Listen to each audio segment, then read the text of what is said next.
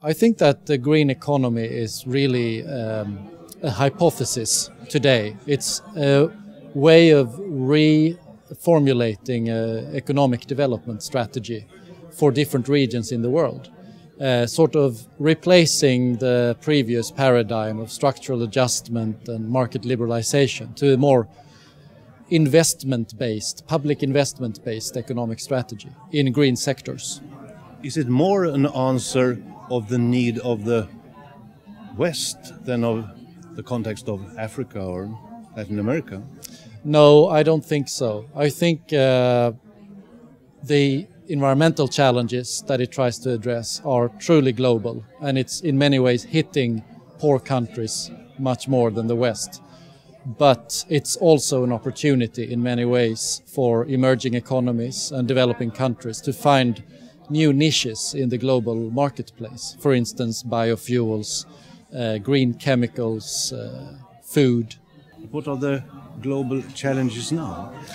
The global challenges today have become much more complex and changing much more quickly. So the global science community, what you call the global change research, they are finding new interactions between environmental systems that we didn't really understand before. So, for instance, the climate change interacting with the ocean system, or the land, water systems interacting in the agricultural production system. And those interactions, what you call Earth systems interactions, that is the real scientific puzzle today. And for us as policy researchers of trying to find solutions is how do we manage and govern these interactions. And you need each other now, politicians and researchers. Yes, we do. The knowledge base is there in some ways for policymakers to make decisions, but that is not enough. Apparently, political will, enabling conditions, as Bouchelain talks about, are needed.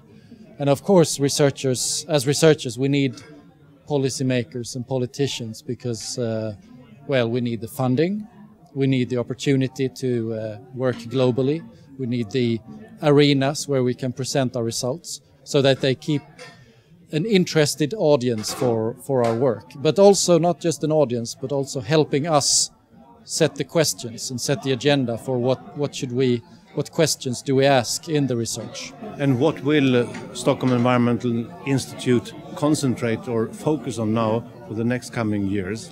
Well, we are doing research in many fields, but if I was to say something on Rio+20, we are focusing our efforts now on energy access and how do we create energy services for 9 billion people within planetary boundaries so that it's sustainable, equitable, and reaching development needs across the world. So we are working on a scenario for meeting these needs over the coming decades, and we will present that at the Rio+20.